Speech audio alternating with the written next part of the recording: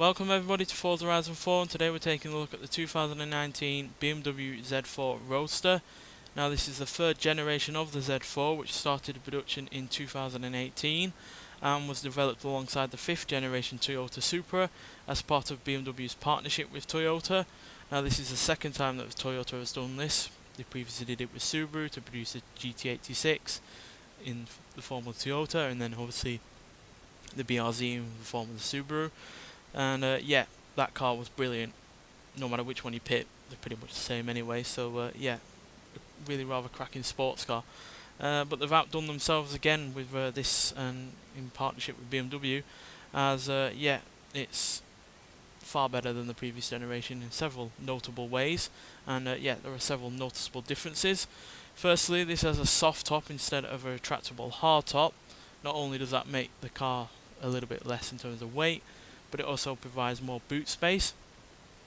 Talking about boot space, it has a 50% larger boot than the previous generation, and yeah, this also has slightly better weight distribution at 50% rather than the 49% of the previous generation. Also weighs less at 110 pounds less, which I know doesn't sound much, but this car is more powerful, so combine the more power with the less weight and you get a much faster vehicle. And yeah, that's despite the fact that in general terms they share both the same engine. Both vehicles, both generations have a 3-litre inline-6 engine, but this has a single turbocharger rather than the twin turbo that the previous generation has. But despite that, it actually has more power at 382 horsepower, which is 47 horsepower more than the previous generation, and it also has 369 pounds-feet of torque, which equals the previous generation, as that had an overboost feature that provided 369 pounds-feet of torque, but in normal terms it only had about 320 odd or so. So yeah, pretty much the same torque but a lot more horsepower, and combine that with less weight, and like I said, you have a much more speedy vehicle in terms of acceleration, though top speed really isn't all that much different, but we'll get onto that later.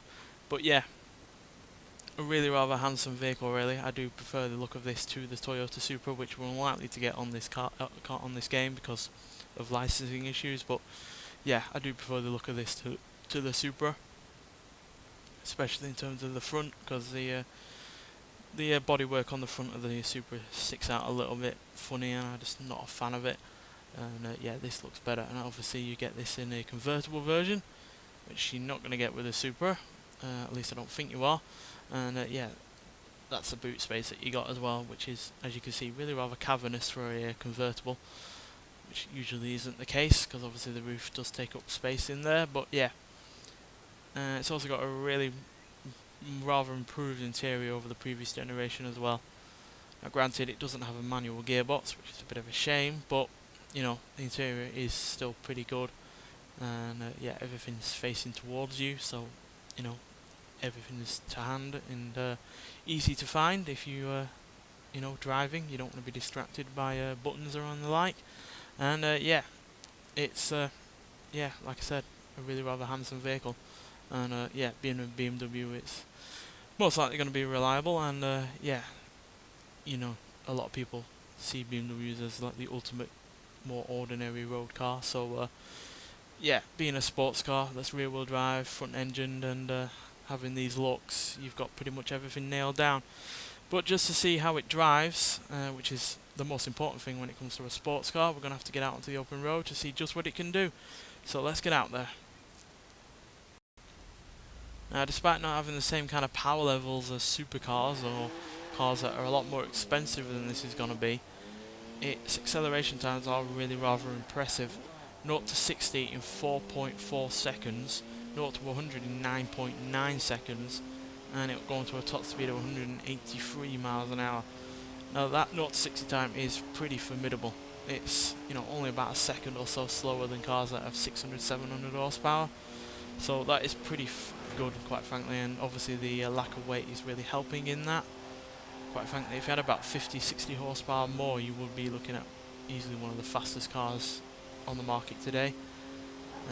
But it pretty much is that already, and yeah, and because it weighs so little and has that perfect weight distribution. It handles brilliantly as well.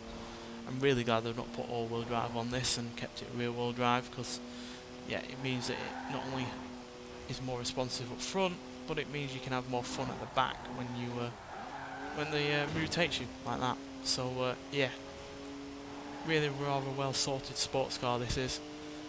My only issue with it is the engine noise. Now granted, it might not sound like this in real life or anything like that, but compared to like the first generation Z4, which had a naturally aspirated inline 6, which was slightly bigger at 3.2 litres, it's nowhere near as nice sounding, nowhere near as sporty as well. Just sounds a bit drab, to be honest. And even the previous generation with 2 turbochargers sounded better than this, and I can kind of guess why, because obviously 1 turbocharger means that you're going to have to crank that pressure up quite a lot to get the same or more power than a twin turbocharged engine. So I feel that's why it sounds the way it does.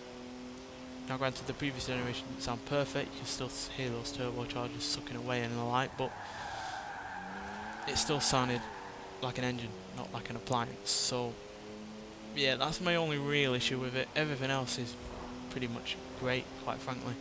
And yeah, weirdly, the US version, which is this version, is the most powerful version of the car that you'll find.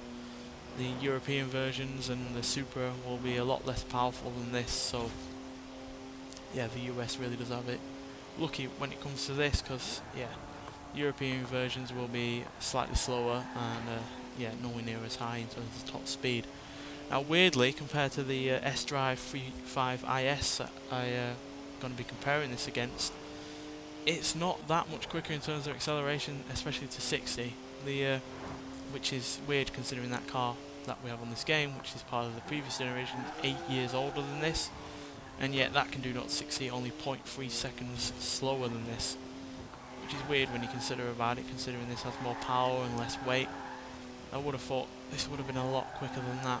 Now granted, it is a lot quicker to 100, as that can only do it in 11.6 seconds, so that's 1.7 seconds slower.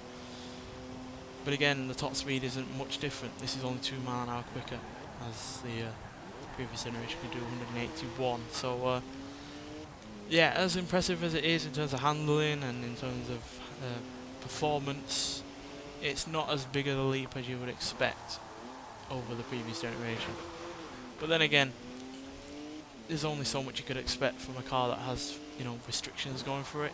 It can't be so stupidly powerful, as it's never going to have a much bigger engine than this. It's never going to be able to be so powerful, because the chassis, the handling and all that lot needs to be catered to a certain price range. So yeah, there is that, but would have liked it to have at least been a big improvement over the previous generation rather than a slight one.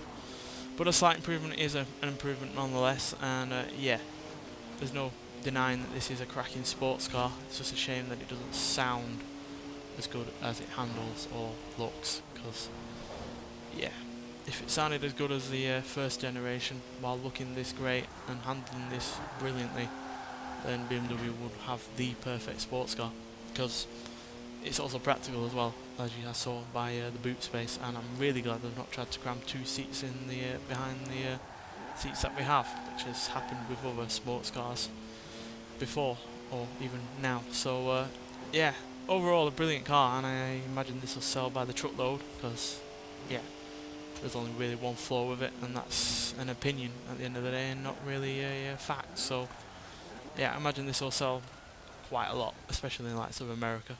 And yeah, I hope it does well, because Toyota and BMW are two of the well, Toyota used to be, they haven't been for a while, but especially with the GT86 now, as well as the Supra, they've got a couple of cracking sports cars on their hand, and I hope collaborations like this happen more often if they're going to produce cars like this, because yeah, I really rather doubtful that BMW would have made this if they didn't have Toyota going in with them financially and engineering wise, because yeah, it's been a few years since the last Z4, so I doubt BMW were planning to do this, considering they were more interested in electric vehicles, hybrids, and more family orientated vehicles.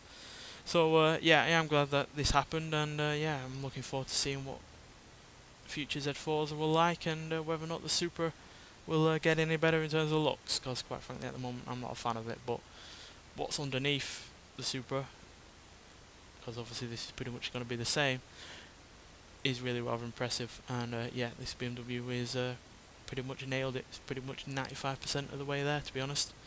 And yeah, you can get this via the festival playlist at the moment. I'm not sure how much it's got left on it. I'll have a look,